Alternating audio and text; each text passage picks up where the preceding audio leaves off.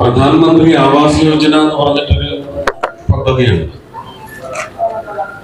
അത് കേരളത്തിൽ എത്ര വീടുകളാണ് കൊടുത്തിരിക്കുന്നതെന്ന് കൃത്യമായ നമ്പർ ഒന്നും എടുത്തില്ല.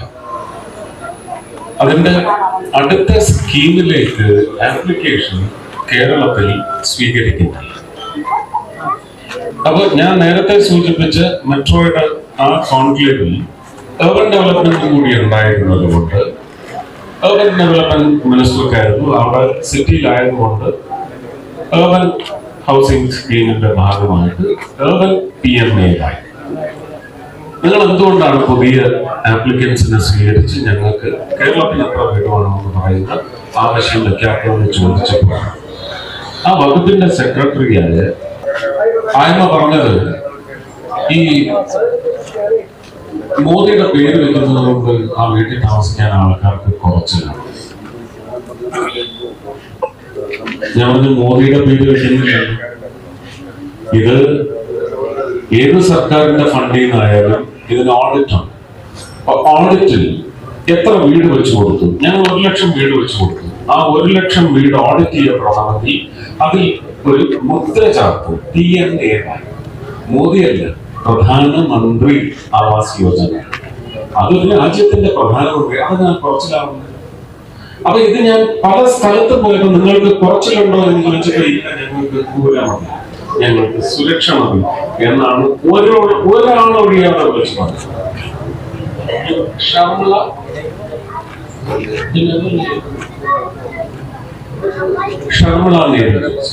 ആയ്മ പറഞ്ഞതാണ്. അപ്പൊ ഞാൻ തിരിച്ച് വളരെ ഡേഞ്ചറസ് ആയിട്ടുള്ള ഒരു ചോദ്യം ചോദിച്ചു. അതിന് അവർക്ക് ഉത്തരം നൽകാൻ സാധിച്ചില്ല. കുറച്ചു കഴിഞ്ഞ് മുഖ്യമന്ത്രി, ഞാൻ പറഞ്ഞില്ലേ, ഊണ് കഴിക്കുന്നതിന് ലഞ്ചിന് വേണ്ടിയാണ് എന്താണ് നിങ്ങളുടെ സംസ്ഥാനത്തുനിന്ന് ആവാസ് യോജനയ്ക്ക് വേണ്ടി പുതിയ സ്റ്റൈലല്ല. അത് ഞങ്ങള് കേരളത്തിൽ ഞങ്ങൾക്ക് കുറച്ചില്ല, അതിന് പറ്റത്തില്ല, അത് ഞങ്ങൾക്ക് വേണ്ട എന്ന് പറഞ്ഞു. ഞാൻ ഈ ഷർമിള മേരി അവർക്കോട് ചോദിച്ച അതേ ചോദ്യം ഞാൻ അദ്ദേഹത്തോട് ചോദിച്ചു. ഞാൻ പ്രതീക്ഷിച്ചത് അദ്ദേഹം പൊട്ടിത്തെറിക്കുകയാണ്. പക്ഷെ അദ്ദേഹം എന്നേക്കാൾ രാഷ്ട്രീയം പഠിച്ച ആളായതുകൊണ്ട് ചിരിച്ചുകൊണ്ട് വന്നത് വേറെ വിഷയം. അത് നമുക്ക് പിന്നെ ചർച്ച ചെയ്യാം എന്ന് മാത്രം പറഞ്ഞത്. പക്ഷെ ഇപ്പോൾ ലിസ്റ്റിനില്ല, ഉണ്ടെങ്കിൽ നിങ്ങൾ രക്ഷപ്പെടാം.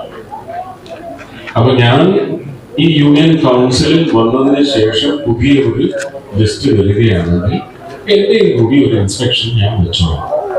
അപ്പൊ തൃശ്ശൂരിൽ നിന്ന് മാത്രമല്ല, കേരളത്തിൽ ആർക്കൊക്കെ അങ്ങനെ മനഃപൂർവ്വം എന്തെങ്കിലും രാഷ്ട്രീയത്തിന്റെ പേരിൽ ഈ കൂര നിഷേധിക്കപ്പെടുന്നുണ്ടെങ്കിൽ അന്ന് നിങ്ങൾക്ക് എന്റെ ഓഫീസിൽ ഞാൻ അതിനുവേണ്ടി ഒരു പ്രത്യേക ഉദ്യോഗസ്ഥരേക്ക് അവിടെ ചെന്ന് ഈ വിഷയം ഉന്നയിക്കും.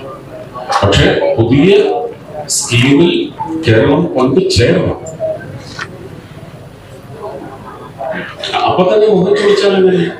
പ്രതീക്ഷ വയ്ക്കും, നടക്കട്ടെ. അപ്പോഴൊന്നും മുഖം മാനിയാകാതെ പാടില്ല. ശരി, നടക്കും, നടക്കും.